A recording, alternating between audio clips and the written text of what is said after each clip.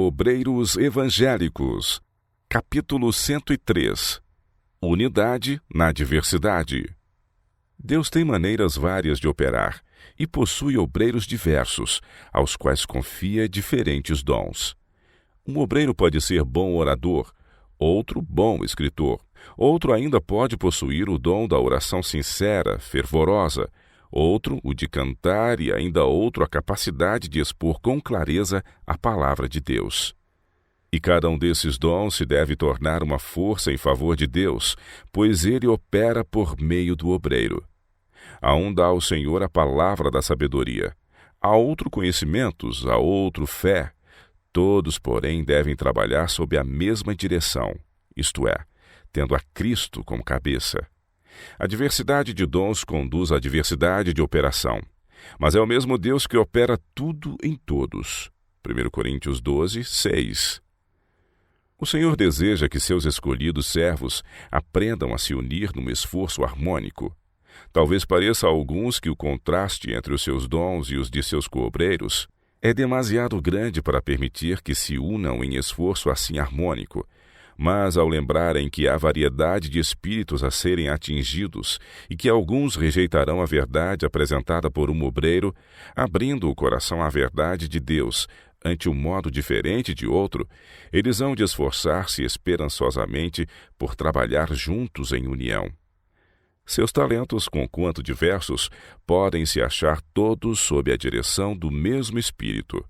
Em toda palavra e ação, manifestar-se-ão bondade e amor, e ao ocupar cada obreiro fielmente o lugar que lhe é designado, a oração de Cristo em favor da unidade de seus seguidores será atendida, e o mundo conhecerá que esses são seus discípulos.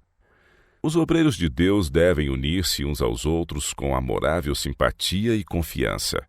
Aquele que diz ou faz qualquer coisa que tenda a separar os membros da Igreja de Cristo está anulando os desígnios de Deus.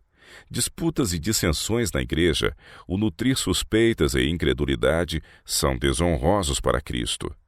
Deus deseja que seus servos cultivem a afeição cristã uns pelos outros.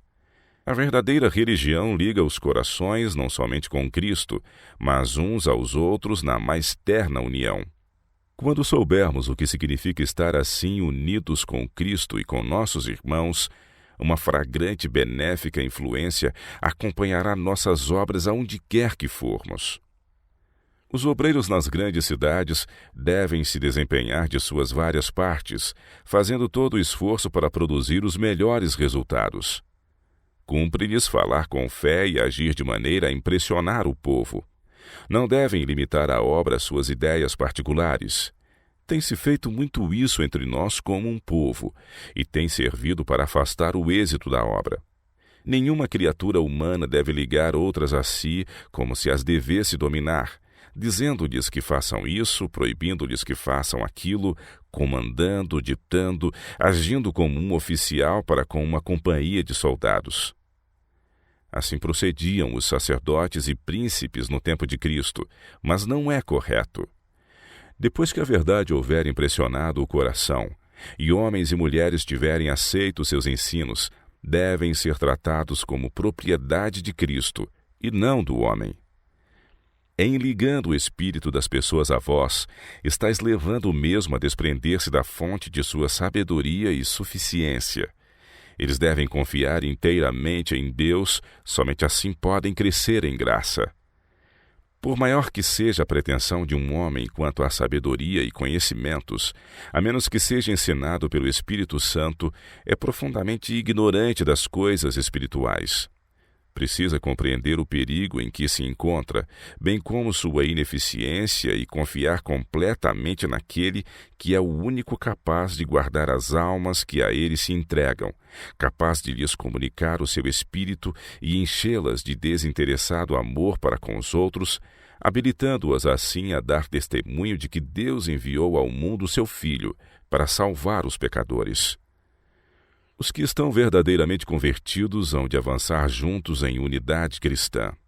Não haja divisão na Igreja de Deus, nada de imprudente autoridade sobre os que aceitam a verdade. Em tudo o que se faça e diga, deve aparecer a mansidão de Cristo. Cristo é o fundamento de toda a igreja verdadeira. Temos sua inalterável promessa de que sua presença e proteção serão dadas a seus fiéis, aos que andam em seu conselho. Cristo tem de ser o primeiro até o fim. Ele é a fonte da vida e da força, da justiça e santidade. E ele é tudo isso para aqueles que tomam o seu jugo e aprendem dele a ser mansos e humildes. O dever e gozo de todo o serviço é exaltar a Cristo perante o povo. Este é o fim de todo o trabalho verdadeiro. Fazei com que Cristo apareça, escondei nele o próprio eu. Isto é sacrifício que tem valor.